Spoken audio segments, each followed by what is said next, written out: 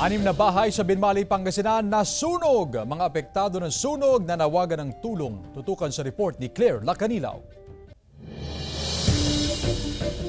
Nasunog ang 4 na bahay sa Barangay Parayaw, Binmali, Pangasinan. Nadamay ang 2 pang bahay. Iniimbestigahan pa ng BFP ang sanhi ng sunog. Walang naiulat na nasaktan, pero nananawagan ng tulong ang mga apektadong residente. Sa tuwing aalis po ng bahay, patayin po yung mga lahat ng nakasaksak doon. At kung may naglulutuhan po kayo, kung may kasama kayo sa bahay, ibilin nyo na lang po. Para iwasan po natin yung magkaroon po tayo ng sunog.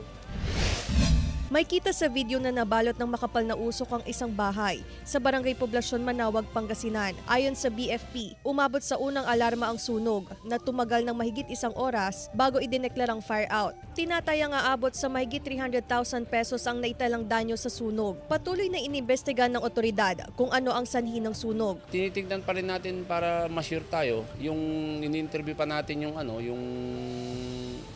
caretaker doon. Lahat naman ng possibility tinitingnan natin.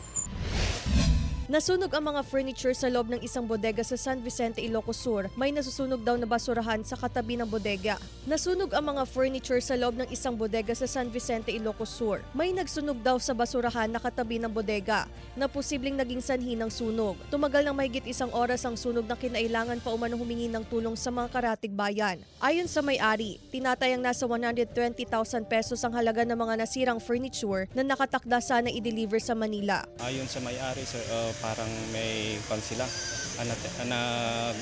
nagsunog sila sa may malapit sa working area nila. So yun ang tinitignan namin, baka possible na hindi nabantayan o kaya napabayaan yung sinusunog ng basura. Claire Lacanilaw, 1 North Central Luzon.